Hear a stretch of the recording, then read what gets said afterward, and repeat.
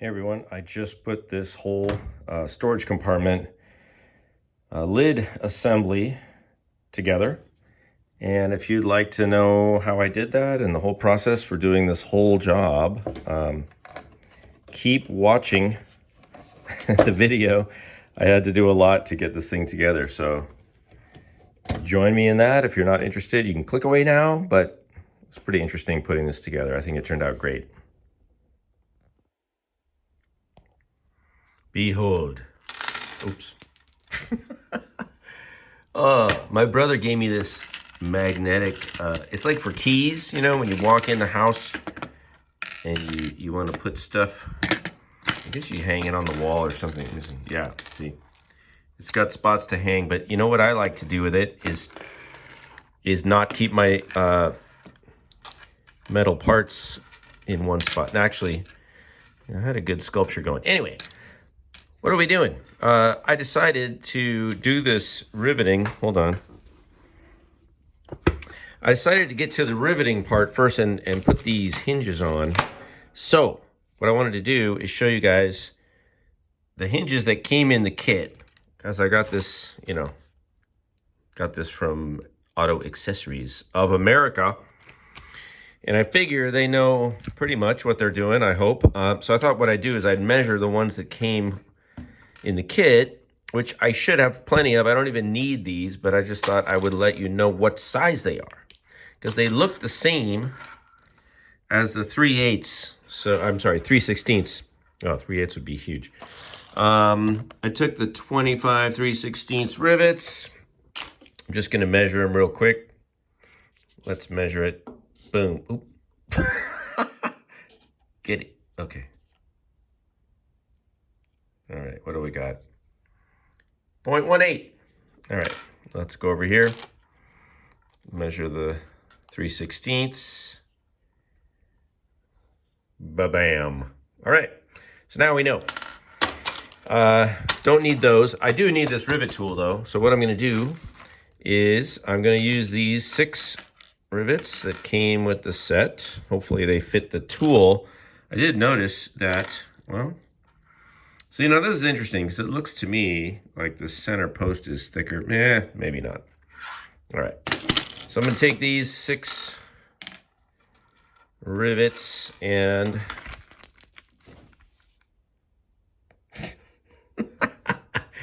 I'm going to attach them. I'm going to attach these hinges. Sorry, I don't know why I'm so punchy right now. Maybe it's been a long day. We're going to run them through. There's 2 holes on each one. Not these holes, the big ones. These little holes are the rivet holes. And you can see over here. So I'm just going to do that. I'm going to turn this around, get it ready. I'll show you what I'm doing. Okay, I decided that I'm going to do a test. So I grabbed a little fender washer and I grabbed one of my other rivets out of the pack, because I've never done this before. I know it's very easy, but I've never done it, and I want to see how these are going to work. Also, the ones in the pack are a little different than the ones that I got when I ordered the product in the bag. Like the one on the left here is the one that came with the pack of stuff, and the one on the right is the one in the Harbor Freight, and you can see it doesn't have quite as much material. But that's okay. We're going to pop this in this way, and then I'm going to try to do this. We're going to take this guy, right? I'm going to stick this in here,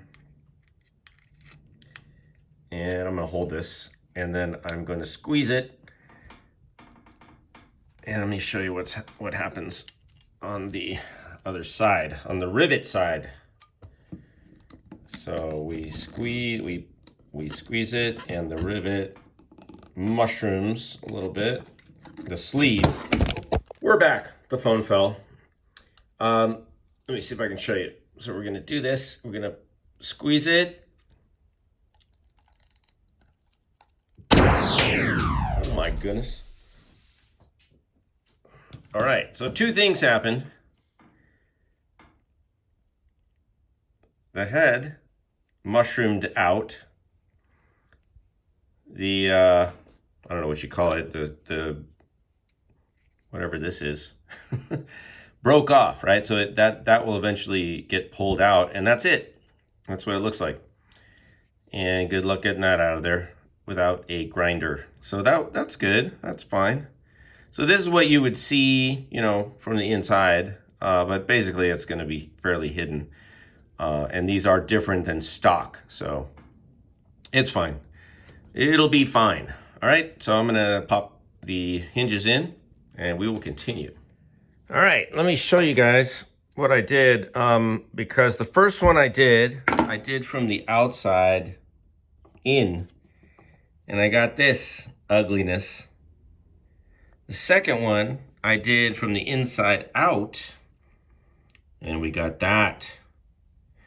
Now, there's pros and cons to both ways, but I think we want to have this, right? We don't want to have that. On the back side, of course, we have the opposite. So this one, since it's on plastic, is pretty good. This one looks a little sketchy, right? But it's going to hold it okay. I don't think that's going anywhere. It's not going to pop out. If it does, I'll just drill it out and put a new one in. But I'm going to opt for doing them this way, not this way. That's just my choice. I saw a guy on YouTube doing this, and he did it this way. And so I just automatically started doing it that way. But the other issue is that your hinge needs room to come down. You can't have stuff sticking out like that. A little you can. I mean, this might work, but that's gonna dig into the hinge over here.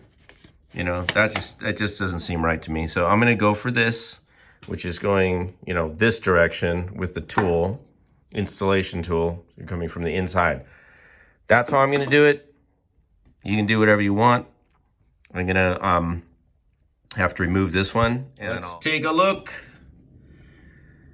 So we're all done here. It looks good. This is the one I replaced. I switched that around. I drilled out the old one with well, first I used a smaller bit, but then I used a 3/16 to separate the front and the back, which worked perfectly. So there, if you need to redo one, use a 3/16 drill bit. This is the way I'm doing it, you guys. So this is the first step done. I can't really do much more on this right now. The next thing will be the lids, the doors. All right. Before I put the locks back on with the buttons, I decided I would hit them with a little red rouge, just on a simple polishing wheel attachment. Just because they have a little bit of, they're just dull, and I know they're not going to look like new. I'm just trying to clean them up like that. You know, still gonna have some little scratches, but it's gonna look better. So that's what I'm doing right now. I might hit these too, even though these I think are on the underside, but I'll just hit the edges just to clean them up a little. All right, so here's what I'm gonna do to put the new carpet onto the new compartment lids. And I want to show you, first of all, here's the old one. This is the original. And you can see that this is not painted, and you can even see here how it got a little soft and a little out of shape and splitting. That's one reason I painted this one. These did not come painted. I painted this whole thing. So that's first. Second is cool sticker. That's very old and hard to read. But what's relevant right now is this and this hole. So I want you to see this, because these, let's call it the collar or ring or bezel or something. These go in here like that, right? They line up. They also leave space for the carpet. So when you put these in, they bottom out, and there's a little space for the new carpet. But what you want to do is make the hole in the carpet this big, because this whole thing, this whole area needs to go down in there. You don't want to have carpet in there. And I can also refer to the old carpet, which has this massive hole, right? You think, oh, maybe I'll just glue the carpet on and then cut the hole. That's kind of hard and risky. I'll show you a way easier way to do this, and it's better. because it actually kind of cauterizes the edge. And if you're going to put holes in any, and I didn't invent this, somebody else told me, you know, it's a good way to do, if you need holes for your seats, in the floor, carpet, or whatever, you get an old, now in this case, this came off of a BMX bike. It was the rear foot pegs, like, you know, or maybe in the front, I don't know. But this is sitting around. It's about the same size, right? Perfect size, actually, for this, to make this carpet hole. Obviously, you've got a little bit of leeway because there's a flange here. It's like at least a 1/4 inch. So what I'm gonna do first, before I glue it down, is I will make the hole in there. And the way I'm gonna do that is put this little extension, because I'm gonna hold this. I'm gonna apply heat to the tip, to the opening, you know, a little bit, and then hopefully it, you know, probably the paint will burn off, but that's okay. And I can hold it here, and if I need to use a, you know, something to hold it with, if it gets hot, I'll just do that. But I'm gonna heat up the tip. I don't need a lot of heat, I just need to get it hot enough to melt the carpet. I may go from the other side, actually. I'm not sure yet, but whatever. You can see there's plenty of, maybe I'll do a test first, because you can see that this carpet is way bigger. In fact, I could put it like that, and I could just do a test spot right here first, because I have plenty of carpet to work with. This is the original, and I think this one wasn't even as big as the wood, because the edge, yeah, there's like a little extra. Let me put it in place just so you can see. See? A little bit of wood showing all the way around. So that's the original carpet. You can see it's not even as big as the piece of wood. And that's because the trim sticks over the edge, right? So you don't have to worry about, the carpet can be smaller than the piece of wood. In fact, that's what I would recommend, so you don't end up with any binding issues. You want the carpet to be flat. Also, just while we're at it, this was not glued down. I don't think you really want to put a ton of glue in this whole situation, because what if, you know, one piece of carpet gets a stain or it gets ripped or something. That way, if it's not glued down with a ton of glue, you just take it off, you know, take the edge off, take the carpet off, replace it.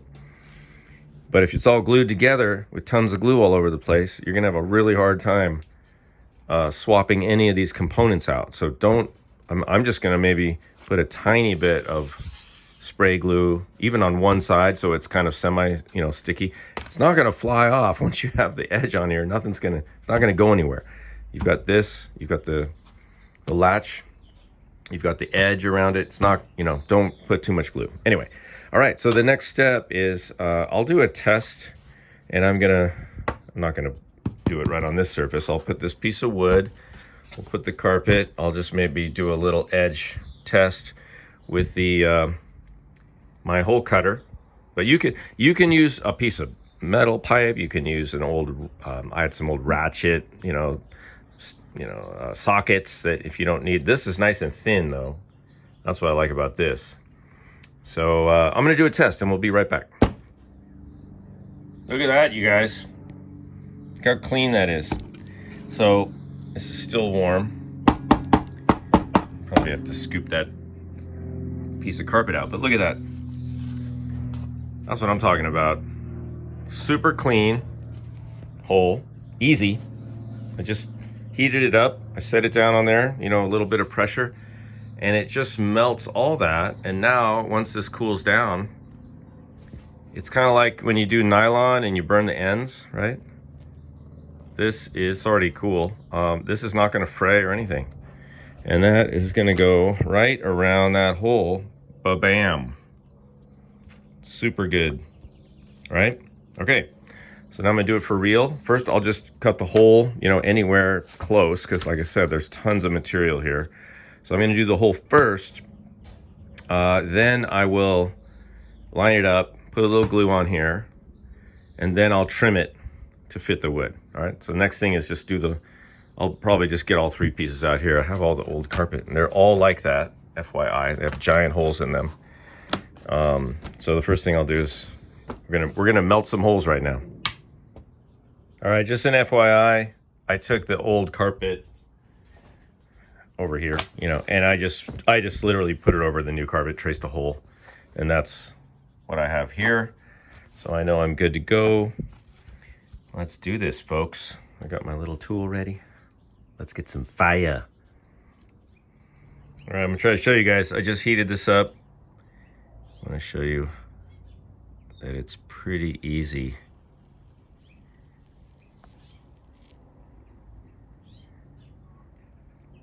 That's about it. Kind of do a little twist on there. That's it.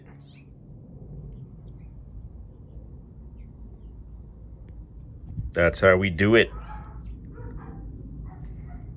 All right, so now we can go back inside and continue on. All right, you guys, let me show you something I discovered. Save you a little trouble, maybe. So the next step is to attach the carpet. I'm gonna go ahead and test fit the latch releases right now, but you've got two parts. You've got this back piece, which it looks like this, and it attaches to the back through that little hole right there with a screw. Can I back out? Yeah. And you want to hang on to these little screws. There's 3 of them. And make sure you keep track of those. The issue I had is I was test fitting these. This one fit okay. This one was super tight. I was having to jam it down. And then I flipped it over and I saw this. That's how tight it was. So I'm glad I kind of caught it relatively early. What I'm gonna do is push this back out, and then I'm gonna, you know, file this hole little. I'm kind of bummed that happened, but when I put this retainer on there, that's gonna take care of that, because this goes on there like that, and then you tighten it down. It's not pushed all the way through yet, but this will hold that, so it'll all get clamped and sandwiched together. But just, you know, it's the problem with third-party stuff is, or, you know, things that are made to be OEM, is sometimes you got to just do a little.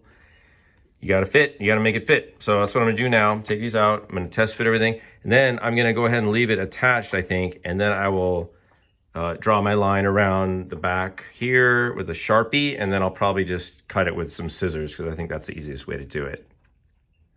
All right, so I just open these holes up a little bit with a drill and a sanding tool.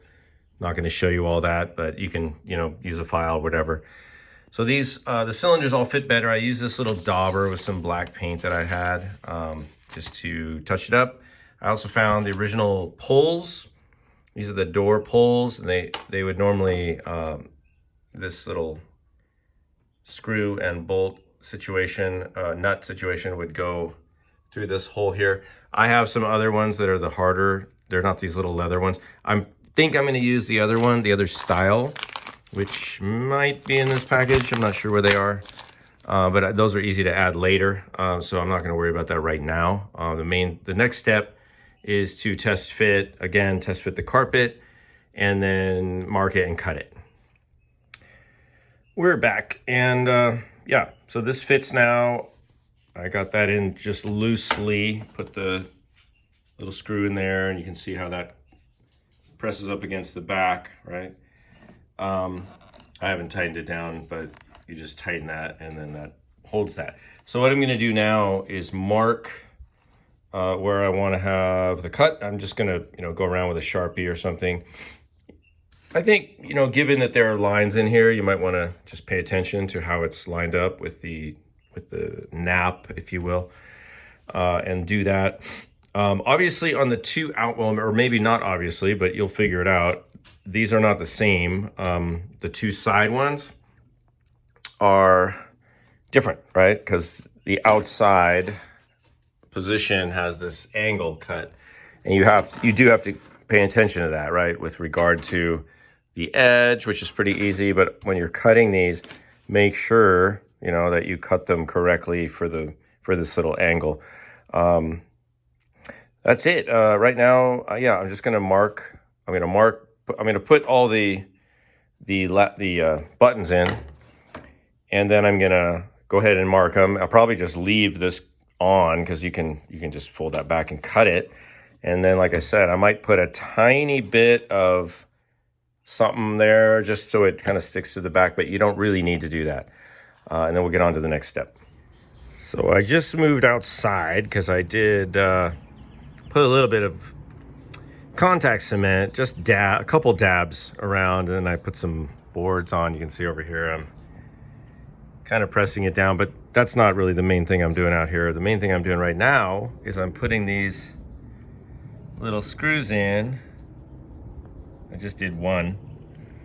And what I'm doing, I've got my little magnetic holder with all these little black screws.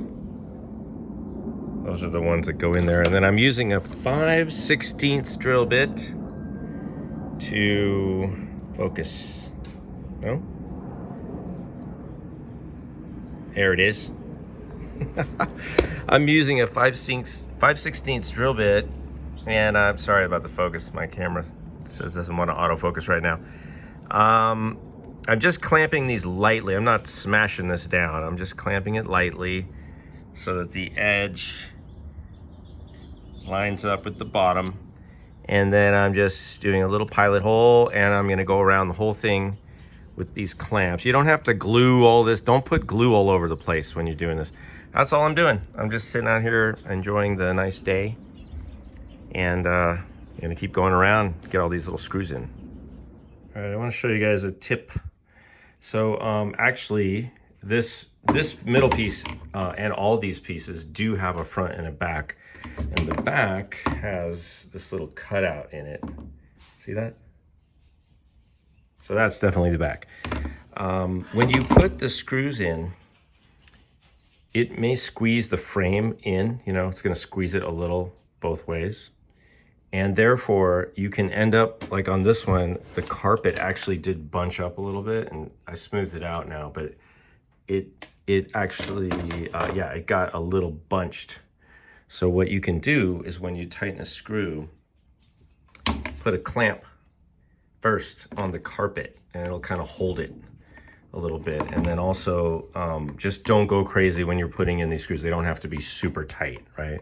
You just want it kind of together, and don't go tightening them as hard as you can. You know, just put them in until they're flush like that. It's okay. And then stop. All right, the last step is to mount these on the hinges.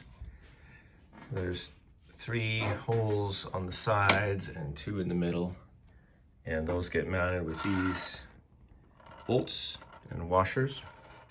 One thing to keep an eye out for is, even though I drilled a pilot hole, this stuff, and you know, this is like press board, it's still bowed up a little bit right there, which hopefully is okay. It's not a super big deal. I got a little white right here. It's very strange because, I mean, I drilled probably, well, not the whole size, but I might take some material out of here and reinsert that screw, because it's, you know, these screws don't have a lot of pressure on them or anything. They're just holding the trim on. So this one over here, I didn't have any issues with. But you can see it's a little higher maybe than this one, so maybe this is too close to the edge. I might have squeezed that down too much when I put it on. But anyway, it's just something, you know, see, it's kind of tight. It's just something to be aware of. I'm just trying to help the next person that's coming up after me doing this. So if there's anything I can do to help, I'm gonna do it.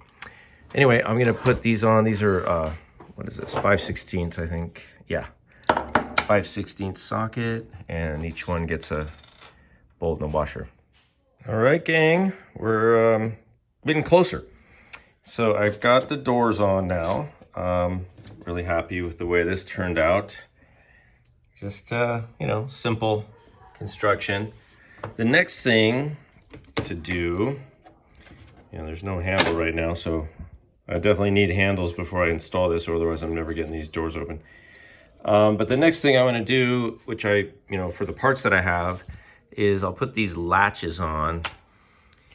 And this is a door bumper kit, and that is these, and then I'll put these latches, door striker, yeah. And the strikers go down over here. I believe they will go on the bottom side of that, like that. And then these two screws go in here. And then this goes on the other side. I can't really show you right now, but this gets sandwiched on the other side of the screws under there.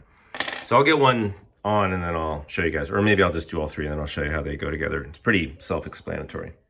Here's how the striker is mounted to the frame. So you can see the striker is here first, and then this little back plate goes on with the threads. And then you close the door, right? And it latches like that. And then, of course, on this one, you press the button. Let's see if I can do this. Press the button, that goes in, and you can open your door. So that's how that fits together. Putting in these bumpers is super easy. Just stick them down in the hole like that, and then you're gonna reach underneath and be careful, but you just pull it down and it'll go right in. All right, you guys, that is the completed job. I will say that I've noticed a couple things since I put this together, and that is that on a few, not a lot, but a couple of where the screws went into this fiberboard stuff, I got a little bit of bulging in the material. That is fixable. I think what I'll do is just take the screw out and drill a bigger hole and maybe put a clamp on that and just flatten it back down. So you can fix that. However, you're not gonna see it because these are all gonna be latched, and you also have some adjustability with the latches. You can slide them in and out. But these are all pretty good right now. They all latch, yeah. So that's what it looks like finished. Hope this is helpful. I do have a few more odds and ends over here that these I'm assuming are for the replacement pulls whenever I get those, but these would just go whatever, something like that. Depends where the hole is. Let me see. Yeah, so on this one, the hole is right there. So this loop would kind of go like that. And then you would sort of reach, reach your finger in, push down, pull up at the same time. But like I said, I'm gonna go with a slightly different pull on those. And then these came in the kit, and these look like a lot of the other screws that come in the Corvette kits, and there's 8 of these, and I'm not sure exactly where they go.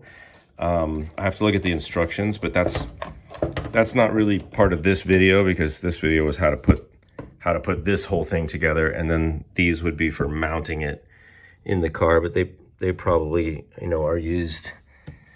I don't think they're used on these back, but there's a few, they might go in here, maybe a couple back there, but there's only 8 of them, so I'm not sure how that works out. I have to go look at the car. But anyway, I hope you enjoyed this video. Hope you learned something, and thanks for watching. Be sure to like and subscribe, hit the bell if you want, and I'll see you guys in another video.